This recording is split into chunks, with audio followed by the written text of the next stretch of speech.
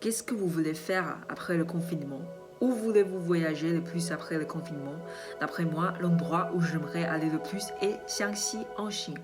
On sait qu'il est connu par rapport à une bourgade qui s'appelle Fenghuangchen, au sens propre ville du phénix, qui est aussi le foyer de mon grand-père.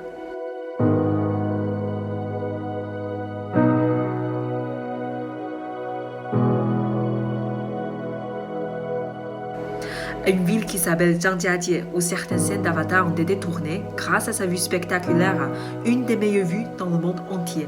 Néanmoins, les choses qui m'attirent le plus sont les trois légendes mystérieuses.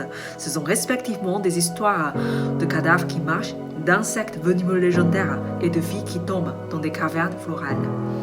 Pour l'histoire des cadavres qui marchent, tout a commencé au temps des anciens du village. En général, on est toujours pour le concept d'enterrer nos défunts au lieu où ils sont vécus. Et il y a longtemps, les habitants avaient l'habitude d'aller à la gare et de mourir. Mais il était difficile de déplacer les corps, car la topographie de Jiangxi se résume essentiellement à des montagnes. Les anciens ont donc utilisé leurs connaissances pour permettre aux morts de marcher afin de les ramener chez eux. Pour cette raison, il a paru des auberges pour morts sur les routes, dont les portes sont toujours ouvertes pour les groupes afin de s'arrêter le matin ou donc quand il pleut. Les corps sont disposés sur les murs près des portes. Il y a aussi plein de règles pour ce métier. L'homme choisi pour les mener doit être assez laid, avoir un bon sens d'orientation et doit être courageux et assez fort. Jusqu'à maintenant, on ne savait pas exactement comment ça fonctionnait, mais il y a beaucoup de manières d'expliquer et des preuves différentes qui indiquaient l'existence de sa réalité. Et au sujet des insectes venimeux légendaires, selon mon grand-père, il a raconté que les filles de cette ethnie sont belles. Mais les gens ne doivent jamais les tromper, sinon ils risquent de mourir tragiquement. Et c'est à cause de ces fameux insectes venimeux légendaires. Elle les mettait dans la nourriture pour les hommes. Les gens mélangeaient tous les insectes empoisonnés dans une jarre et les laissaient battre pour extraire ce poison. D'après les habitants d'aujourd'hui, ces poisons existent toujours. Et il y a encore des personnes qui les nourrissent, qui sont repoussées par les gens, car ils croient qu'ils sont juste des sources de problèmes. Pourtant, les insectes venimeux légendaires sont souvent utilisés pour plein de choses. L'exemple le plus rigolo que j'ai entendu, c'est celui d'une dame qui n'arrive pas toujours à faire des tofu à cause de ce poison. Cette technique s'est transmise vers le sud-est.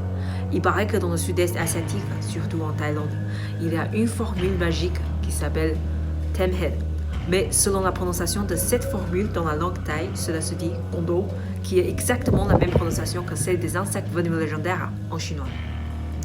Enfin, au sujet des filles qui tombent dans des cavernes florales, ça arrive à des femmes entre l'âge de 16 ans et 24 ans, qui se promènent près d'une grotte par hasard, qui se transforment en quelqu'un de différent, qui ne mangent pas, qui sont toujours dans leur bulle, qui ont le teint frais comme des fleurs de pêche, les yeux comme des étoiles. Elles vont mourir après quelques années. Ces familles ne préparent pas des funérailles, mais au contraire, préparent des mariages, car ils croient qu'elles ont été épousées par les esprits des montagnes. Il paraît qu'elles gardent le sourire jusqu'à leur mort. Les chercheurs ont expliqué que c'est à cause de leur espoir d'amour, car les jeunes gens sont partis en guerre à l'époque, ce qui a causé par leur mort cette maladie psychologique. Dans tous les cas, ces insectes venimeux légendaires sont utilisés le plus souvent dans le contexte de l'amour. Et en ce qui concerne l'histoire des cadavres qui marchent, cela symbolise le rêve nostalgique. Il paraît que l'amour, l'affection et l'amitié peuvent accomplir le miracle de la vie. Mais il peut aussi être à l'origine de ces émouvantes et tragiques histoires.